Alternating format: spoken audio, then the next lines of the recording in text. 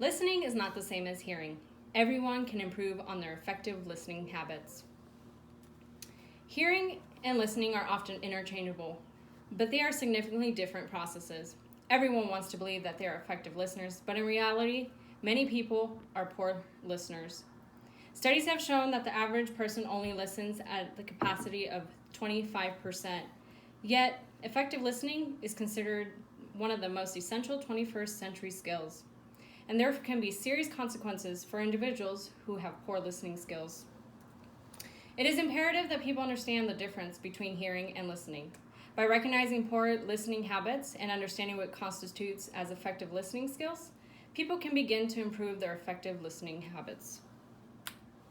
Hearing is the physical process of letting in audible stimuli, otherwise known as sound. This is an automatic process that happens to everybody naturally unless they are deaf or have hearing impairments. Listening is the dynamic transactional process of receiving, recalling, rating, and responding to the stimuli, message, or both. In order to listen, an individual must be able to hear, which makes these two separate processes a simultaneous process. But a person who hears does not have to listen. Therefore, it may not always be a simultaneous process. When an individual listens, they are contributing with verbal or nonverbal cues. It is an active process that requires focus and concentration mentally and physically. Effective listeners need to avoid distractions that take away from them understanding the message. We have to be thoughtful in our communication. By being an effective listener, we can actually see and focus on a message that may allow us to even resolve emerging conflict. It can help us address issues and even avoid miscommunication that can lead to conflict. Studies have determined that effective listening skills and training is important for relations and smooth functioning even in the workplace. Research has shown that we spend 45% of our daily communication listening. There are 4 components to effective listening.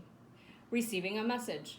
This is where we acknowledge the message, which can be through a verbal or nonverbal acknowledgement. Responding to the message. This is the process of providing observable feedback, which is crucial in achieving interpersonal meaning. This can also be a nonverbal or verbal acknowledgement.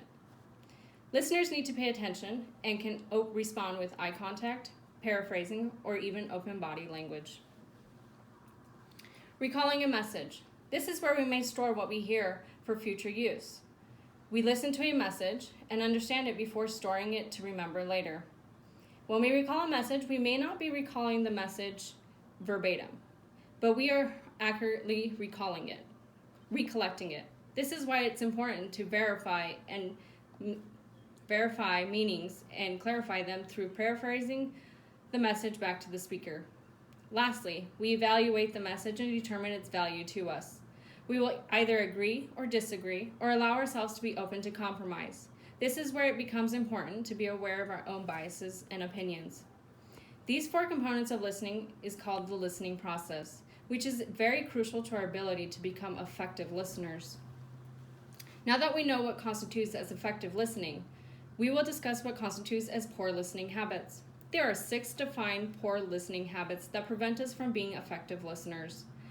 1. Selective listeners are individuals who only respond to parts of a message versus embracing the entirety of the message. We pick and choose what we want to respond to.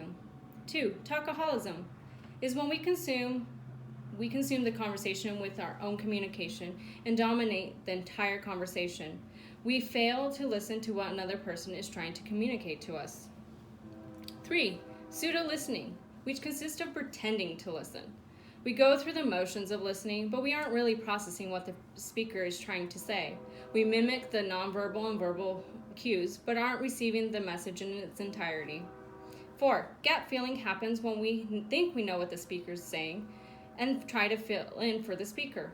According to Lee and Haetzold 2019, we speak at a rate of 125 words per minute, yet we listen at 400 words per minute. And because we only have 25% capacity, or we only think at 25% capacity, this leaves us with a 75% capacity to do as we want. This creates a problem for us, and we may use gap fill instead of actually listening to the speaker. 5. Ambush listeners are individuals who listen critically just to be able to attack the speaker later with the same information. And lastly, defensive listeners are those who take all messages as a personal vendetta or attack against them. All 6 of these poor listening habits can happen to anyone. People need to be cognizant of their habits and actively work on correcting them. If we know what your habits are, then you need to address them and work towards improving them. Otherwise, you may experience serious consequences. Effective listening is an extremely important life skill, which requires more than just listening to formulate a response. According to West and Turner 2011, even employers rank listening as the most effective skill to have in the workplace. It is essential in interpersonal relationships within our personal lives. According to Williams, effective listening fosters cohesive bonds, commitment, and trust while reducing the frequency of interpersonal conflict. According to Zinger and Forkman 2016, studies support that the best listeners are perceived by periodically asking questions that promote an active, insightful, two-way dialogue. Unfortunately, for being such an important life skill, it's not something that comes naturally and requires constant work towards improvement. The irony is, though, according to Williams, many individuals agree that effective listening is an important skill, yet do not feel that they need to improve their own skills. This is because, as West and Turner stated, many people refuse to acknowledge that they are often poor listeners. There are many studies that have confirmed that we are naturally poor listeners. While it's the most important skill to have, it's also the least trained skill. Recognizing poor listening habits that we have and understanding what an effective listener does will help us improve on our effective listening skills. No one is an effective listener 100% of the time, but we can avoid poor habits by realizing we have them. Effective listening is hard work, yet a necessity in our daily communication. Therefore, what kind of listener are you?